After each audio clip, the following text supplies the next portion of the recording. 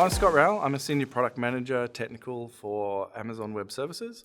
I'm responsible for end-to-end enablement content management. So that covers Highspot, but also a lot of systems that feed into Highspot, as well as where we send it from Highspot as well. And so I've been working in the enablement, sales, marketing, knowledge management space for, I'm going to say 2 decades at this point. So moving into AWS and where we're headed and enabling our sellers has actually been a huge jump from where I was previously, but also, seeing that, even large companies, still require a lot of effort and work in enablement spaces to make them successful.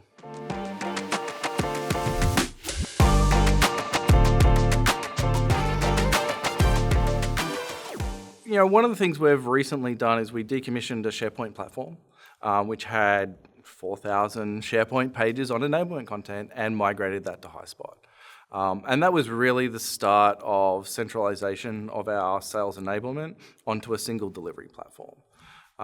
And so for us, moving on our prospect days, all of our sales plays are now in Highspot.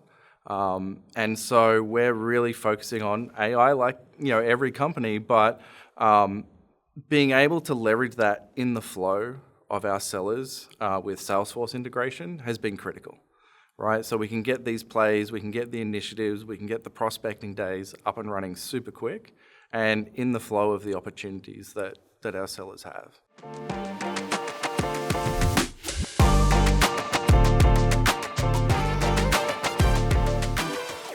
So moving from Mindtickle was really a strategic goal for us.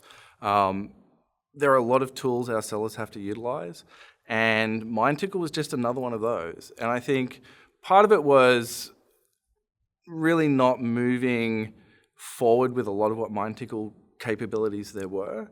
But I think ultimately the inflow enablement has really been key, right? We don't want our sellers jumping from Salesforce to something else as part of their day. We want everything to be surfaced within Salesforce. Whether they go somewhere else or not, isn't as important.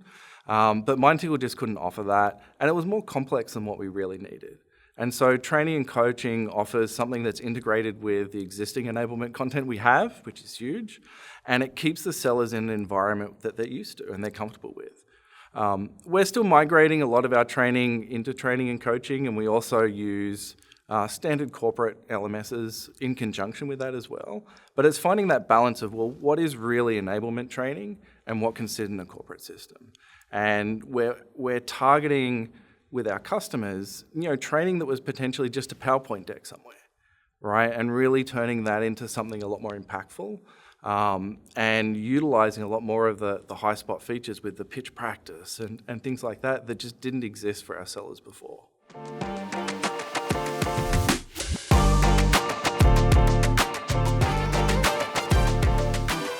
Yeah, sales plays have been really critical to our success. Previously, before we centralized on Highspot, plays were everywhere, right? We had them in Work Docs, we had them on wikis, we had them in SharePoint.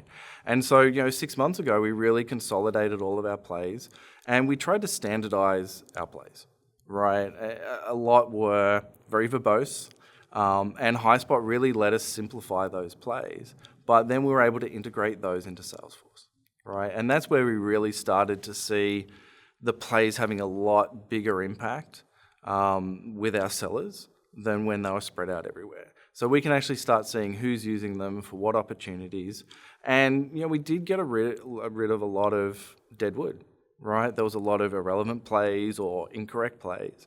And so as part of this migration process, we were able to cull the, less performing plays and really focus on plays that had big significance. And I think for the first time, we actually consolidated what we were migrating and what were our initiatives, right? What were the go-to-market plans that we had, and really focus and drive those ones primarily first, right? So we could start seeing that impact a lot quicker than a play that might get used once or twice a year, right? So we really focused our prioritization on plays that would have impact and start delivering those into Salesforce first. And I think that's why we've seen such a huge impact and usage of those plays, I think we've still got a way to go in terms of continuing to review and simplify.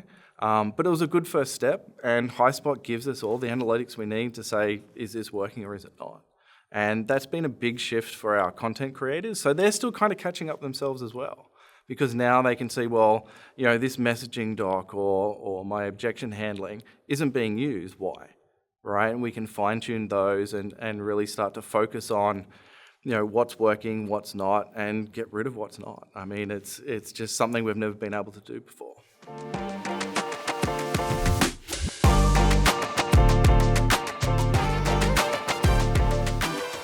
Data's critical.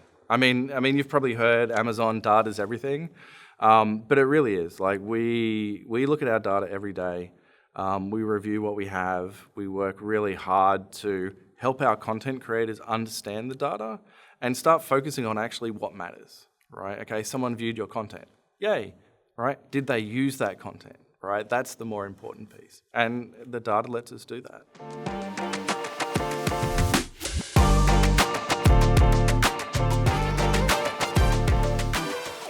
I think the biggest win we've had this year in particular was centralizing on Highspot.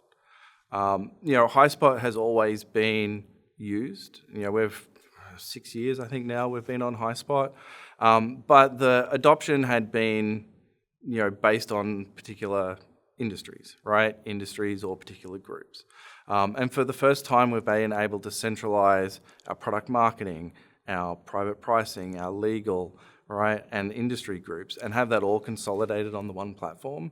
And that's really enabled us to streamline the user experience our sellers has to have, right? And so rather than going, well, I'm going here and there from our users' perspective, we've just made it so much easier for them, and we're really starting to see those benefits, like what we saw with the Play adoption, what we're seeing with Highspot adoption in general. And it's not just a matter of, well, we're forcing you to go there. Right? When we get new sellers on board from other businesses, they say, oh, you guys use Highspot. And they're really excited about it because they get the benefits of using it. And, there's still a long way to go, right? With anything with enablement, it evolves. Every quarter there's something new and changing. So I think one of the things we've done by centralizing is we've enabled ourselves to really respond quickly to changes in enablement, to changes in the business, and being able to get our sellers up and running as fast as we can with the information that they need. So, integration into Salesforce can only be possible if everything sits in the one place. So that's been huge for our business, and we'll continue to evolve and develop that.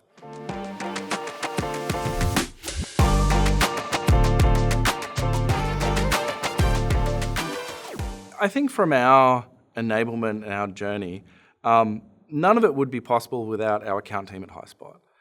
We really challenge our account management team with a lot of weird things, right? We really, really push the boundaries sometimes of what Highspot can do. And I think without that interaction and that partnership we have with Highspot, none of it would be possible.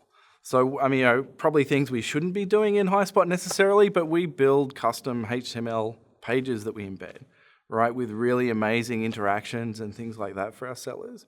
And Highspot lets us do that, right? It has the capability to really do everything we need and more. As I said, we push the boundary, but without that partnership that we have with Highspot, none of that would be possible, right? We really work pretty much every day with our Highspot team to keep evolving and keep changing. And the experience that the team has really helped us be successful.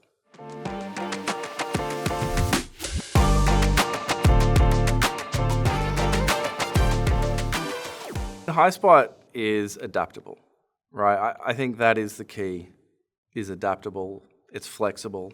I haven't broken it yet, which is pretty impressive, but yeah, Highspot is adaptable, absolutely.